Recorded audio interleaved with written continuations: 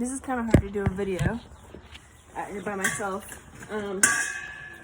I just wanted to show what setup I kind of have for milking my goat to make it easier for me when I take the milk inside.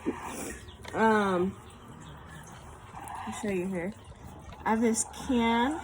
I'm wearing gloves because I was just outside cleaning up some stuff and just so I don't get anything on her.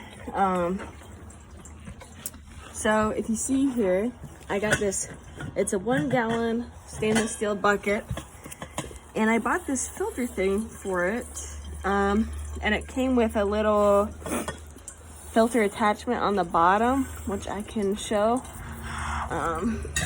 This little attachment. So what I do is I take one of my milk filters and I put it on there and I put the filter over it so it stays. So that way while I'm milking her, this is catching any hair or dirt that I couldn't get off with wiping her off. And it's also, one of my chickens was just pecking me. It's also straining the milk for me some. I filter it again once I take it inside.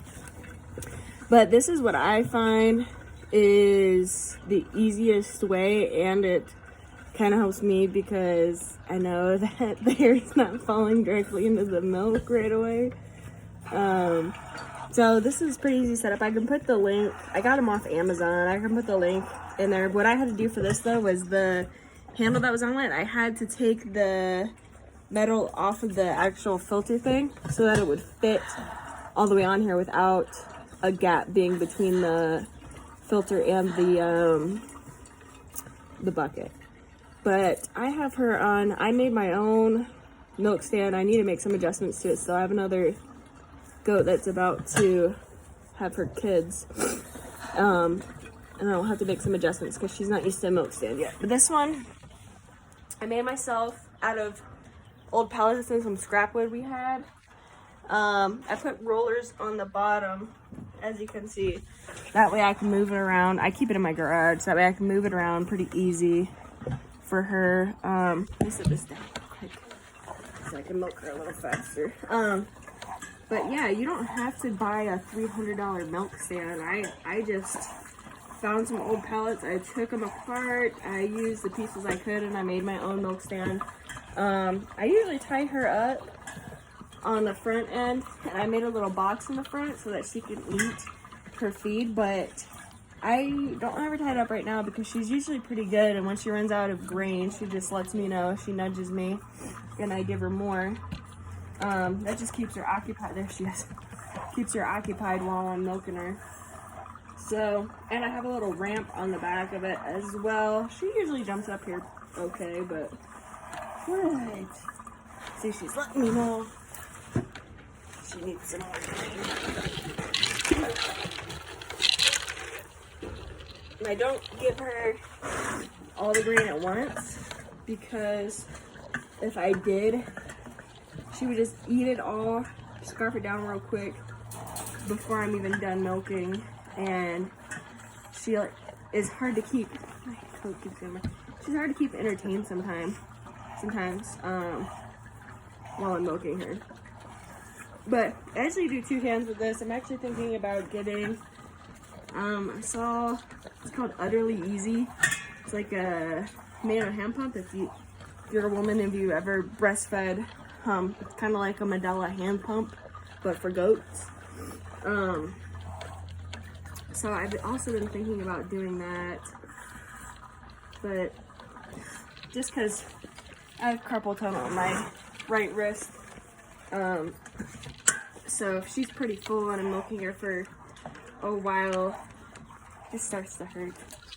But she's not too hard to milk. She's pretty easy. And she's very well tempered. My dogs are in here. They like to get any squirts of milk that go on the floor and lick it up. See? They love the milk. So usually when I have milk that we haven't gotten a chance to drink that's gone bad, I give it to my dogs or my chickens or pigs. If I give it to my chickens or pigs, I either put it, oh my gosh, Betsy. I either put it in a big bowl or I have a pot that I keep for food scraps, and I'll mix the milk in with it so that way some of the food soaks up the milk, so that way none of it's getting wasted when I do give it to them. Because you know how animals get, they get all antsy when you go to feed them, and they will just spill it everywhere. So if you haven't milked before, this is the way that I do it. If you can see, I kind of cup my hand around and squeeze my fingers down. And you'll notice she still has milk in her because you'll see this teat right here. It fills her back up. So squeeze and put your fingers down and the milk will just come out. When I had someone else milking her for me when I was gone over a weekend, the way I explained it is you'll feel her teat kind of, it's taking a while to fill up and it's kind of going flat. She's almost done being milked, and I don't milk her until she's completely dry, because it would take forever, because you can see I'm just moving from one teat to the other and I'm only getting a little squirt here and there, so it's not really worth me sitting out here for another 10 minutes doing squirt on each freaking teat. But she keeps herself pretty clean when I get her in here. So yeah, hand like this, you kind of just cup it off and squeeze down. Don't pull down, that'll hurt the teat. So you kind of just cup it off and squeeze. I should have did it when her teeth were really full. So cup it off, squeeze. Cup it off, squeeze. And this is another reason I wear gloves too, because a lot of the times the milk will squirt in my hand, and I don't know, part of me feels like it's cleaner if I wear the gloves, so it's not getting all over my hand if I didn't clean my hands good enough. I don't know.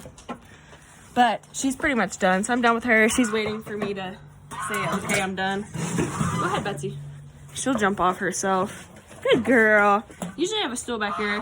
Home Depot bucket works fine to just sit on. Sometimes I stand up while I'm milking her. Oh, she's gonna get into my dang chicken starter feed. But this is the, let me show you guys. This is the strainer I was talking about. So you can see there's like hair in there and some dirt. Even though I wiped her off really good before I milked her, there's still stuff in there. And then you can see the milk. And here's the other piece I was talking about. So when I take this inside, I have other filters that I use, and I strain it again before I put it into a jar. I keep it raw. I don't pasteurize it. When you pasteurize it, you lose some of the good bacteria. I mean, I'm not an expert, but you lose some of the good bacteria, and to me, it's a lot of extra steps. I know what she's eating. I know what she's been around. So I feel fine drinking the raw milk, and I use it to cook and some other stuff. I made ice cream, butter. I'm going to attempt cheese. I'm going to make some soap with it. She's over here getting into my dang. We got little baby chicks right now. She's getting into my feed. Stop. But come on, Betsy. Betsy, come on. She's pretty good. But yeah, I just wanted to do a quick little video on how I milk her and that little setup I have, because it took me a while to figure out a good way to kind of do the milking without getting dirt and everything in it right away. So that's the setup I came up with. It works pretty well for me. I like it. So thanks for watching. If you have any questions or comments or suggestions for me, I'm always open to suggestions. I have a lot of other animals that we're doing stuff with, and they're all back here right now. It's a mess back here. We were redoing some stuff, making a little rabbit enclosure right here that I just finished fixing up. Kevin. That's the goose we just rescued here a couple of days ago. But yeah, thank you.